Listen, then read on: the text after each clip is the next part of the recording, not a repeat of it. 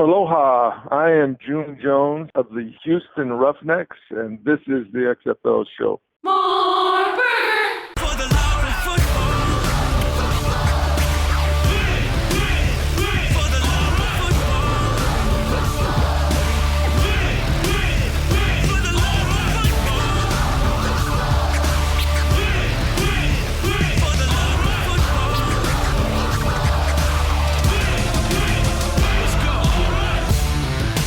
If you smell what the XFL is cooking. Welcome, football fans. This is the week of October 24th, 2021, on the road to 2023. This is For the Love of Football, and this is the XFL Show. I'm Alan. And I'm Bryant. On this show, both hosts and you, the gentle football fan, have a non-binding memorandum of understanding that nothing is certain unless it's certain. With that said, this is episode 193, another spring league seemingly in the works, and the ball's moving for them, Bryant. Some USFL talk today. Yeah, somebody's moving along, trying to get in front of the XFL like it is, just deja vu all over again, it seems like. This is going to be interesting to talk about another spring football league that we've heard about in the works here. It's been kind of quiet, and now finally some news erupts this past week. So talking USFL from Italia, Bryant, buongiorno to you. This is maybe my favorite show already because I get to wake up and do it. We never have a morning recording. I mean, it's like 11 p.m. for you, but I just got up, man. We've had many wake up, early morning recordings. I feel like it's just maybe we're just slumping out of bed rather than being on vacation. Getting up early on vacation, very different than getting up early when you're at home. This is so nice. I'm living it. I'm coming to you from Venezia today, from Venice, Bryant. So don't mind it if like a mosquito gets in through the window I have open and I start swatting at it because there's like water right outside. It's a beautiful place, but geez, oh man, did I get bit up here. I'm ready to talk some football after last night walking around town and talking about Serie A with people I ran into. I do have a story about being in Rome, though, talking XFL with someone at a bar. I was going to take this show and film from Venice as well. I don't know if I'd walk outside. Might get bit or pricked by other things as well, so I decided to stay at home instead. But I think your Venice is a little bit better than the Venice I'm at my disposal. I don't know. I did buy some sweet American flag pants on Venice Beach once, and I didn't see any of those in this Venice yet. But I'll have my my rating later. Just check out my TripAdvisor. 724-565-4XFL is the XFL fan line. 724-565-4XFL if you'd like to text or call, leave a voicemail, get on the show, give us a suggestion, ask a question. You could do it there or at XFL Show on Twitter. Hit us up. DMs are open, and we will converse with you on those platforms. Of course, we are brought to you by Pretty Easy Podcasts. You could go to prettyeasypodcasts.com right now to get your own podcast started. It's early, Bryant. What do you want from me? They're still going to help us do the show. They don't care if you're a stupid host who starts forgetting English because you've been trying to learn Italian. They don't care if you're in another country. They don't care if you only have, well, they'd like you to have a decent microphone to help you sound as best as you can, but they'll work with you. They'll help you get situated, get everything you need to start your podcast and then do your podcast every week. They'll edit your podcast. It's all at prettyeasypodcast.com. Because they make podcasting pretty easy. Alan, was that Fiji water I just saw you chug? Do they have Fiji water out there? No, they don't. I bought this at the Starbucks airport in Boston, and you could just fill up your water bottle. They've got little, they're called nasolis. They look like a big nostril, and they're just like big pipes sticking out of the ground and just spewing water all day long. You just shove your bottle in there. It's drinkable water. It's delicious. Now, who told you this? I feel like this is like an Italian gag that they tell Americans. Be like, yeah, if you see a fountain, drink the water. It's totally safe. It's fine. Go ahead. Well, you see everybody putting their bottles in it. And also, if you're traveling these days, I'm sure you watch some YouTube videos before you go and just get an idea of what people are doing, and that's what they do. What if it's just like recycling? It looks like it's coming from. Have you seen those optical illusions where it looks like the faucet's coming from the ground or the air? And It's filtered. I trust it. It tastes good. Whatever. If I grow a third head for next week's show, then you'll know. You just went straight to so third far. head. Where's your second one? No, never mind. Let's just keep rolling. All right, let's take a dunk real quick and check out the YouTube comments, which we haven't done in a while. Mark Brennan said, "I bet there will be an info dump on XFL progress around Super Bowl week." So going back to last week's show, discussing the Jeffrey Pollock situation, and now the XFL not having any real big news announced. Mark is predicting Super Bowl week. Bryant, what do you think of that prediction? We put that on your calendar. We would, do these kind of. When would be a good time for the XFL to actually make an announcement? Is it when you're over? Anything you do Super Bowl weekend is going to be shadowed by the XFL, by the Super Bowl itself. So I don't know if that's the best time. Those are bye weeks. Those are times where you actually don't make any noise. The week before the Super Bowl, that little week in between the actual, the championship games and the Super Bowl, Radio there might be some opportunity there. Yeah.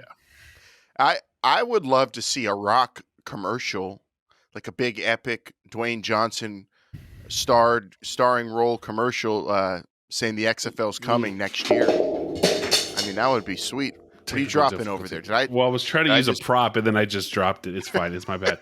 I was gonna say he was gonna throw the the XFL weight belt over his shoulder and walk away, something like that.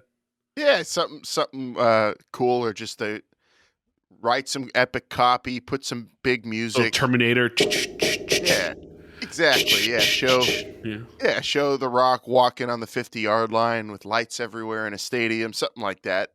That would be cool. I don't even need an info dump. I would actually rather see a big Super Bowl commercial. That's how you can really make waves, and that's a whole year out. That would be cool to see. But I like the idea. I expect something, at least, maybe not a dump, maybe just a tidbit, a morsel. But I think the XFL will be active in the public eye that week for sure. I hope so. I mean, that'll be a good sign. I think Oliver Luck was pretty active that week too. I think it'll be a good sign if the XFL is pretty active that week. I don't know about a whole dump of information, but you definitely don't want to make big announcements that time because you will be shadowed by the Super Bowl itself.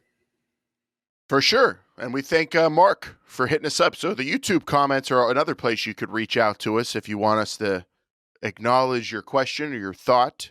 Of course, there's always social media. There's the XFL Fan Line, but we sometimes get brave and scroll down the YouTube comments as well, which is sometimes a tougher place to look for the Eagle. Although for our show, I've never really see any shenanigans in that realm, although other channels' YouTube comments will get kind of nasty. XFL.show. Says right there. XFL.show. It's right there to the YouTube page. Yeah. Brilliant. Mamma mia. That's kind of all I remember right now. It's the morning still. All right, Here Bryant. we go again. I might actually. Well, they're Swedish though, right? ABBA. Well, I don't. Yeah, I think so. But you just said, well, yeah. Here we go again. Hey. All right. Well, I think I'm going to say some more Italian. It's coming back to me now that I've woken up and I'm ready for this week's cover 2.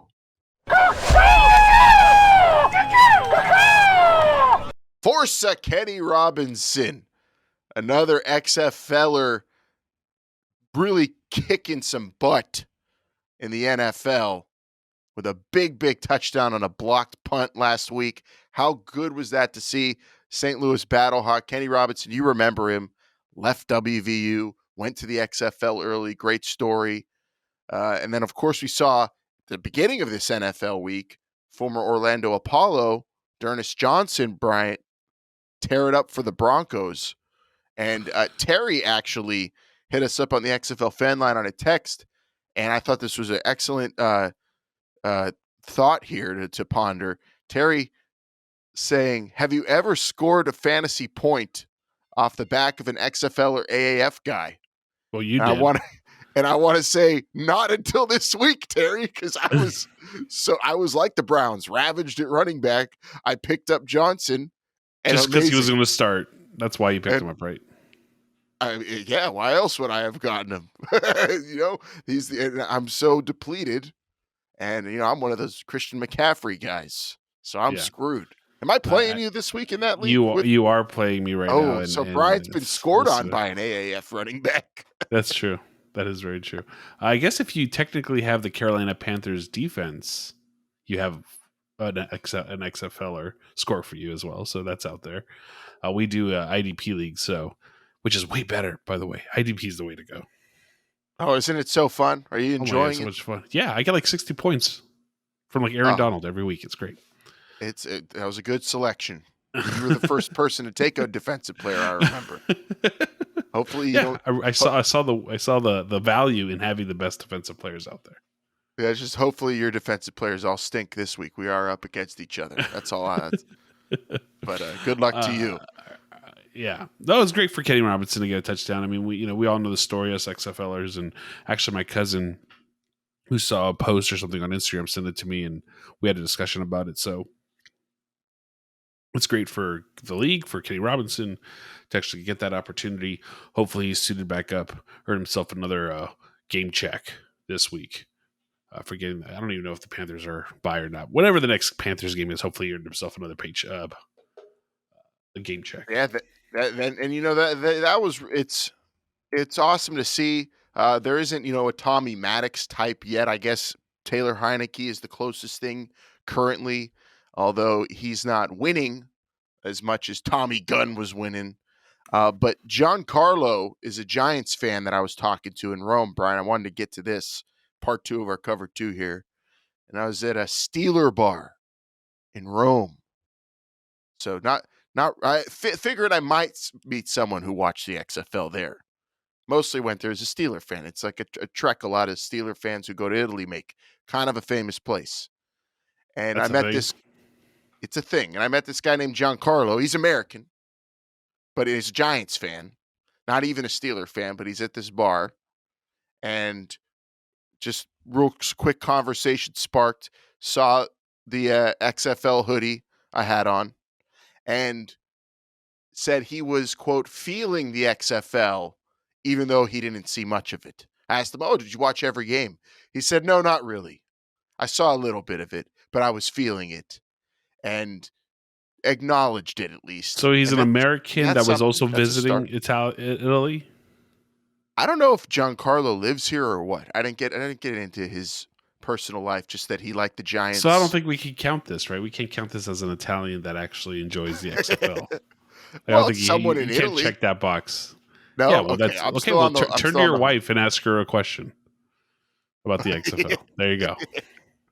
Okay, so I'm still on the hunt for a true blue Italian. Like, I want you to find an XFL fan that comes up to you that's like, "Hey, mamma mia, XFL." That's what I want. I don't know if that's gonna happen. This guy was speaking pretty decent Italian though to the bartender, so I don't know. Maybe he's just better at. Yeah, but I speak fluent Spanish. If I go to Mexico or something like that, doesn't mean I'm from Mexico. Yeah, that's true. Well, at least I got to talk XFL. At least I got to talk XFL with someone in Italy. That's something. Well, you're doing it with me right now. While you're in California though. That doesn't. Or count. Am I? Oh, you could be anywhere. Bryant just sets his background up wherever he goes. It's the same. Yeah, exactly. Actually, it's a green screen behind him. Everybody. He got rid of all those monitors in reality. It's too hot in here. Way too many monitors. I want to go to. So I talked to that guy at least, Giancarlo. If he's listening, I told him to listen. I tried grabbing his phone and subscribing to the podcast on his phone for him, but then he had to go, so I didn't get to do that. But we'll see if he's listening or watching. But I wanted to ask you, Brian, do you still feel all warm and fuzzy, like seeing Kenny Robinson score, seeing even Jonas Johnson score, even though he's an AAF guy and you hated the AAF? Do you hate the AAF? I know. Do you feel warm and fuzzy, though, still seeing people succeed as spring ballers in the NFL? And do you envision a day where one day you're going to see an XFL guy in the NFL score and get mad about it, be like, damn it, I wish he was still in the XFL? Like, I'd rather have that feeling than feel this like, oh, yeah, I'm rooting for my guy. I want to be like, stay in the XFL. That's That's the I wish. future I wish. I envision. mean, right now, I wish Kenny Robinson was picking off, passes in the XFL, and PJ Walker, picking up balls, relacing them, and then running them in for touchdowns. Like that's what I really want to see happen. I don't know. I guess I'm a little different in the sense that it's not that I'm not happy for any of these guys. I'm very happy for Kenny Robinson, anybody who's getting the opportunity. But we're XFL people. Like we're not XFL player people, and I think we want the league to succeed. We want there to be more football to watch. So I don't know if I ever really get that warm and fuzzy feeling of, oh, look, I'm all warm and fuzzy for this fan. Like I am, but at the end of the day, I want more. I want there to be more XFL, and I would be warm and fuzzy more so for that.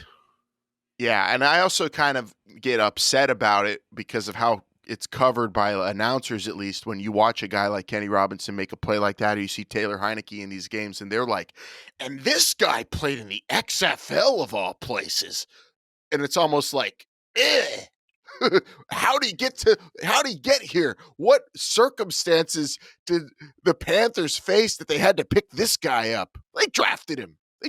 He's a good player. It's hilarious because if he comes from a practice squad or something like that, they don't say it like that, right? No. Like, oh yeah, this guy, great story, comes from the practice squad. Banged up team. They had this gym on their practice squad. They bring him up. It was great, And then if it's the XFL, it's like, well, this guy, probably wouldn't be playing football if not for that league. The XFL that's now defunct and broke, and trying to figure out what they're trying to do. But I guess they really needed a quarterback, and they got lucky and found somebody who can pick up a ball and run it in for a touchdown.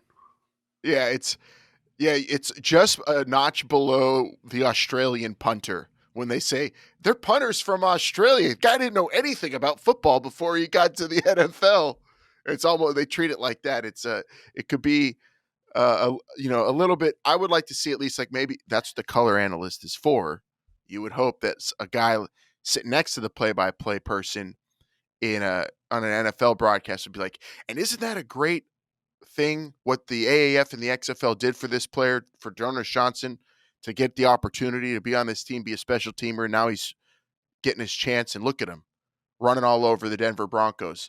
Like, if his performance on Thursday didn't tell you exactly why we need a spring league, then I don't know what from the player's perspective. So that needs to be acknowledged more, I think, on the broadcast. But of course, it's the NFL, and they're also calling a live game, so we understand. But it's just more further solidified this week, Bryant. We need football in the spring. I don't know about next spring though, even though we're probably going to get it. Oh, I see what you did there. Yeah, there's a lot to talk about because we might be getting 2022 spring football from the USFL, and lots of reports, rumors, some innuendo, some discussions happening to get that league in order, I guess. But is there order? Let's assess it all, break it all down, give you the latest on the United States Football League in this week's Hot Read.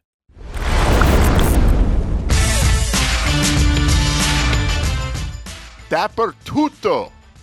I've had that ready all week, Brian, all over the place. Because the USFL, all over the place with news this past week. Wait, say it again. Hold on. Say it again. Dappertutto. My favorite Italian word that I've been saying for everything. Tutto. All. Tutto? All. Dappertutto. All over the place. The USFL, I mean, if you follow this stuff, if you follow this particular league, if you follow spring leagues or alternative football leagues at all, you paid attention to this and you truly understand why it's bizarre covering the USFL. And a random announcement that Fox, remember, just last year, late last year, was this year. Was that this year?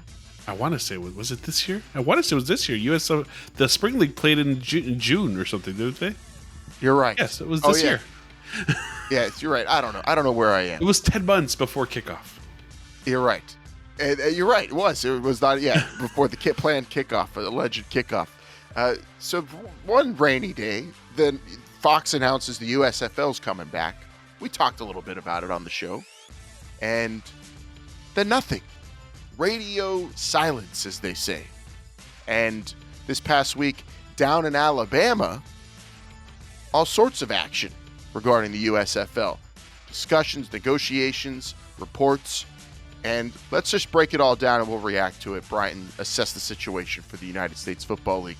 Roy S. Johnson covering this all for AL.com in Alabama, had an excellent report on all sorts of stuff going down there with the Birmingham Jefferson Civic Center, which is similar to the city organization that would put together events and stuff, similar to how in St. Louis the Battle Dome and the agreement with the city in the XFL went down.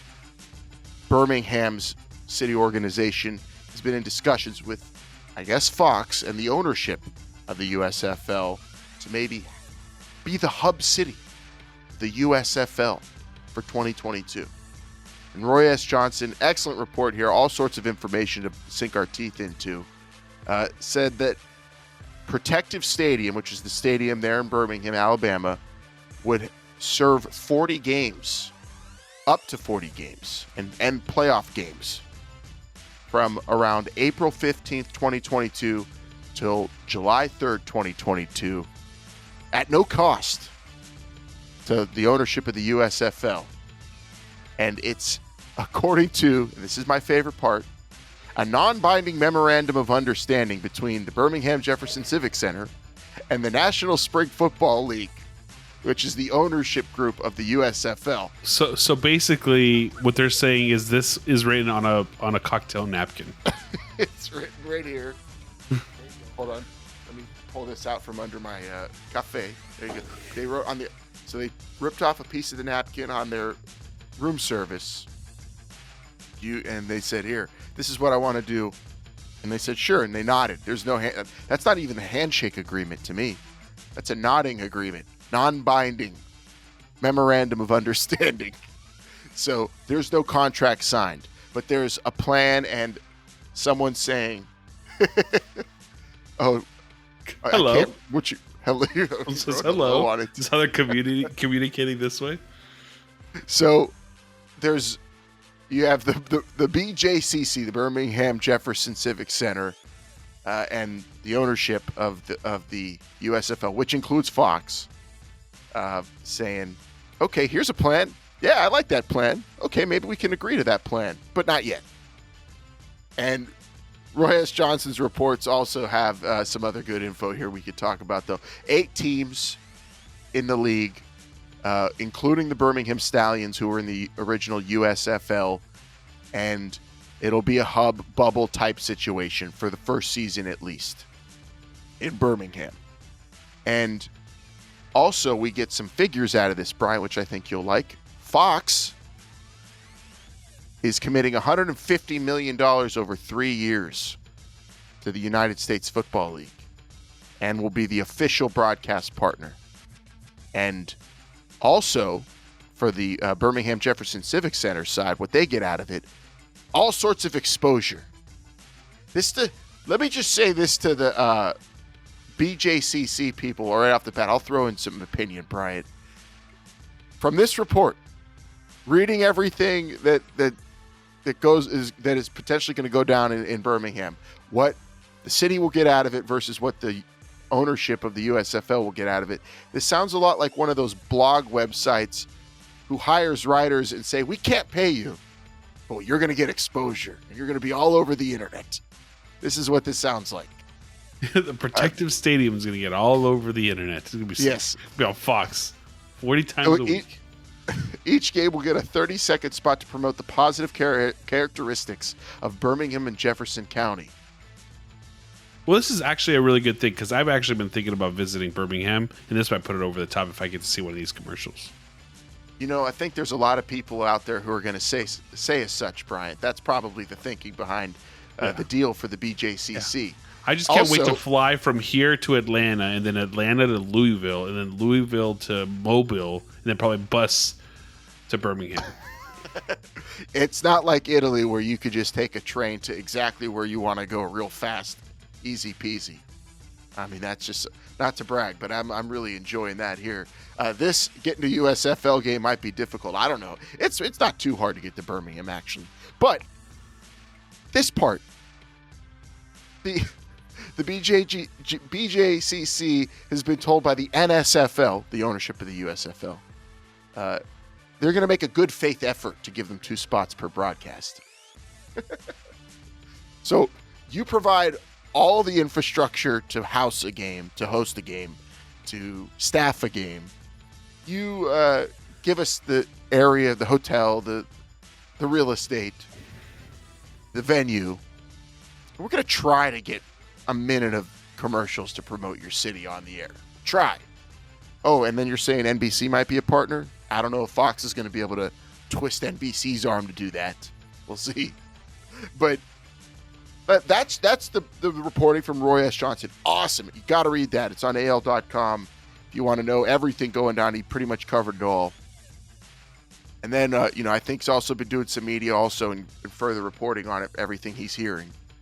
But then there's rumor and innuendo that people are putting on social and not, some's confirmed, some's not 100% confirmed. Nothing's officially announced yet, except we know that the BJCC's been meeting. They've allotted $2 million so far. But we'll get to that. First up, Brian, I want to tell you, shopusfl.com is up. I just hit it. I just hit that website. Right now, is this the kind? No, I haven't even gone to it yet. I just read about this. It reminds me of when the XFL first launched their shop website and it was all XFL products. Yeah, right. There's a Birmingham Stallions and Pittsburgh Maulers short sleeve shirt on there. And this woman and this man wearing this Maulers shirt. They don't look like Yinzers to me, but they look really happy that the Pittsburgh Maulers are back. That's basically Jake reincarnated. I don't know what you're talking about. This is at least it looks like the logos are stitched onto the clothes. I don't know. Not just absolutely a not. No? Oh yeah, that's true. I don't think so. Well, they actually have a link to their actual website starting in spring 2022. I mean, I'll give them credit. At least they didn't have that weird sound that played right when you got into the XFL's website at the very beginning. Remember that thing? Every time you logged into the XFL website at the very, for the first 6 months, it'd be like, dun, dun, dun, dun, dun, dun. Yeah, no, yeah, you don't want, startling audio on your website. Right when people go there, unless it's XFL. No post on Instagram. No, one tweet. It's the Doug Flutie video.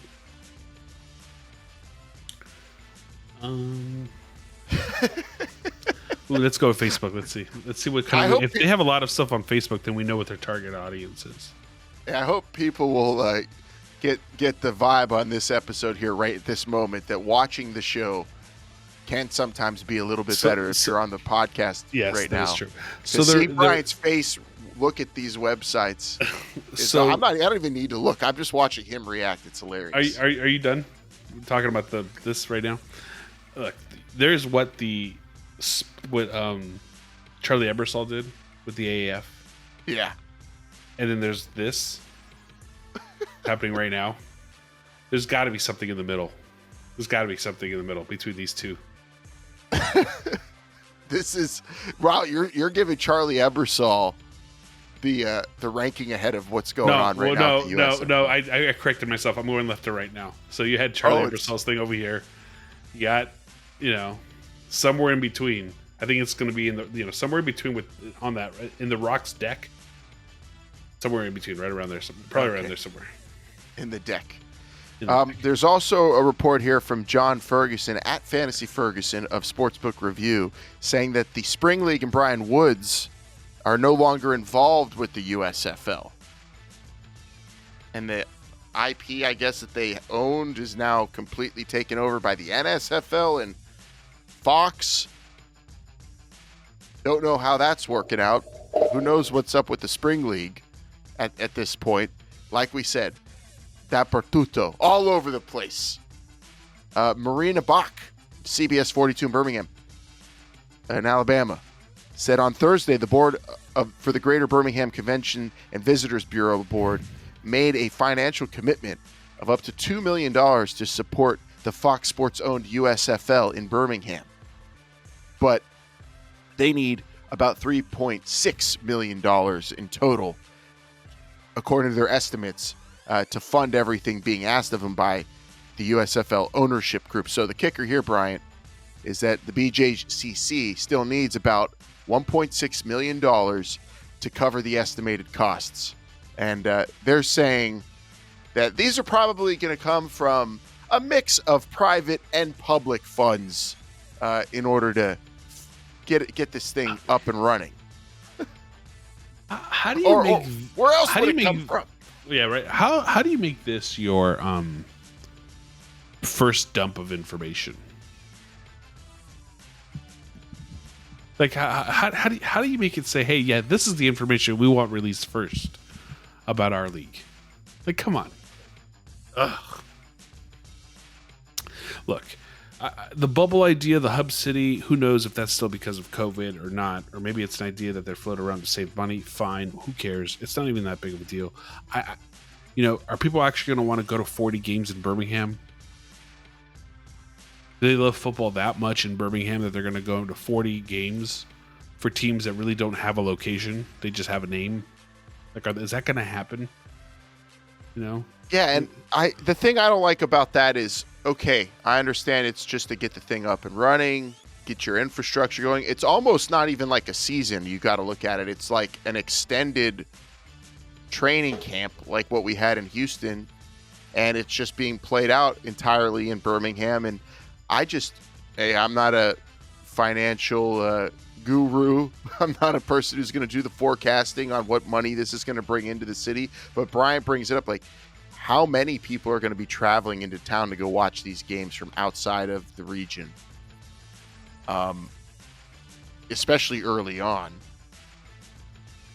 What is the exact reasoning of? What do you mean? Fans die down as the season goes on. So if anything, it's going to go down as your season goes on. I mean, you would hope that, they would hope that it would go up as, it gets more exposure on TV and whatnot. How does it make sense, though? The only reason I could think that they would want to do this and hurry it up so quickly, because you're talking, 6 months from now? Less than 6 months they're trying to kick off. It has to only just to get out there before the XFL actually is playing. Why? Why rush? What kind of calendar are they on? Yeah, well, look at our calendar right now, and it's at this point in time, the XFL is already having their draft, letting players know, hey, we want you to come play for us. I don't know what's going on, man. This just seems like a farce at this point. It just looks like a corporate entity in Fox trying to get a cheap product on the programming. That's all it looks like. It looks like you brought up the AF. It just looks like a broadcaster trying to get like an infomercial disguised as an actual sporting event. Sham on wow. The air. You think I want football. You think he's thinking silly putty and be like, yeah, it works. Hey, I want football. I want it to be played. And hey, if it's in a hub city and like guys are getting a chance to be on the field, and I'm all for it. But I know their hope is, okay, we'll hub city for a year, maybe two, and then we'll expand into playing in like a traditional league in different cities. But I just don't see how it will be successful, how it grows, because there's a big old ceiling on this thing, and I don't think you could get any higher. But all good for Birmingham if they think they're going to make money off of it and get something out of it. Get the dump button ready. Just an FYI. It's like this that makes spring football look like a joke. Sorry. That's how irritating this is. It's so irritating, man. Like, I love football. You and I love football. You're up at 3 o'clock in the morning in Italy watching Pitt play, I'm sure. Something like that, right? But to see this happen, to see what's actually happening here, like, this is like a joke. This is why people don't care. Because you try to do these ideas, you try to like mishmash and come up with bad information. Like, This is why spring football never works. You have the XFL that's trying to do this right, that did it right in 2020, ran into this thing called COVID, whatever. You have The Rock coming back now, trying to do this right, trying to make it real. And when you have things like this coming up, it just throws more fuel on that spring football fire that it's never going to work. And it's unfortunate. Yeah, it really is. What's bizarre to me is that Fox is, involved in the ownership and are trying to do this. It makes sense because from their end, they're just trying to make it as cheap as possible and just do it quick and dirty. They don't care where the games are. They just want to broadcast football. That's all they want. They even put the spring league on so that they just want to have football for FS1 and their struggling cable channel. But also on the other side of it, how are the executives there looking at this as something that's going to just go beyond 2022? Like, how does it catch on? Unless it's so cheap and so easy to put on, it's minimal damage to their budgets, and that they could just keep doing it like that every year. But then they say they want to grow it into cities. Like, how do they get to that point? I don't know how, other than starting in cities the way the XFL did in 2020. Do you think they're going to pump this season out like 40 episodes of Wipeout on TBS? Yeah. Or something, Yeah, it's like none of the announcers are actually in Birmingham. They're just like on a set, sitting there like they're with the green screen. Get a big name that way. Maybe John Cena will call the games. What's the golf show that's on ABC? The same kind of concept or whatever. Holy moly! Holy moly! Yeah, with Steph Curry. Yeah, let's just do 40 episodes of Holy Moly football style. Let's figure it out and put it on television. Hey. This season, these games were filmed over 3 weeks, distributed over the span of 2.5 months. We joke, but we want to see it happen for sure. Want to see the USFL happen. Buena fortuna, I say. Good luck getting this thing off, and we'll see what happens. But that's what we know so far, concrete, and some of the rumor regarding the USFL. You'd call that concrete? Well, we know concrete down in Birmingham that they are actually having board meetings about all this. That's happening. There's nothing concrete about this. I don't care. Nothing. Well, hail to Pitt. That's all I got to say, Bryant. We're winding things down, and I got to go out and celebrate the win last night. That was a huge win. It was a bad sports day in LA for myself, but either way, it's glad to see you're going to be probably in a different location every time we record while you're out there for the most part. Maybe when you get to like your longer stays, maybe not, but I think I'll probably for the show, at least schedule wise, looks like I'll be in I'll have a different background behind me, unlike you, every single week. So you see my beautiful Venetian fabrics on the wall there. Yeah, you're in a padded YouTube. I never thought you'd be broadcasting from a padded room. Well, some people disagree with you. Some people said this is inevitable, but here we are. All right, we got anything left there, Bryant? That's it, man. But you're gonna enjoy us every single week here on your favorite podcast app. That's Google Podcasts, Spotify, TuneIn, wherever you get your podcast. Make sure you give us that 5-star review and tell your friends about us. Yes. Follow Alan on all of his adventures every single week here. If you got a question, comment, or topic you want us to cover, well then text or call the XFL Fan Line 724-565-4XFL. Remember, standard text messaging rates do apply. Also, follow us on social media at XFL Show, Instagram, Twitter, Facebook, TikTok probably now. I think you started that TikTok, Alan, right? I got a TikTok going. Do we have a TikTok going, hun? Not yet. Okay, we'll get there. Set up, but almost. And if you want to come and say hi to us, or how do you say hi in Italian? Well, it depends what time of day. So you could say buongiorno if it's during the day, or buonasera. Well, if you want to come and say hi or buongiorno, subscribe and watch us. You know us, so you could say ciao. Say ciao. That's informal. Can I go? Okay. The XFL.show, the official website of This Is the XFL Show. And don't forget to check out our sponsors, Pretty Easy Podcast. Go to prettyeasypodcast.com and get started today because they make podcasting pretty easy. Great list of podcasts, by the way. Oh, yeah. On Pretty Easy Podcast. Go listen to some of those. Oh, yeah. A ton of shows they're cranking out. Check them out. Besides us, for sure. Forza XFL, though. Let's go. Next week, Hopefully we have either some more fun USFL stuff to talk about, Bryant, because I kind of love it, or some actual XFL news to get down into. Either way, we're going to be discussing it. It's fun seeing you get so worked up, though. There's people that enjoy life, and then there's people like you who just want to see it burn. And I guess that's where we are with the USFL. It's not burning. It's not burning. It's Birmingham. Oh, there you go. I like that. Here, put it on a T-shirt. There you go. That goes right next to my Just Winston, baby. Oh yeah, I remember that one. You still have that shirt? Yeah, along with my XFL Showdown. Yes. I'm the king of whatever you call those things.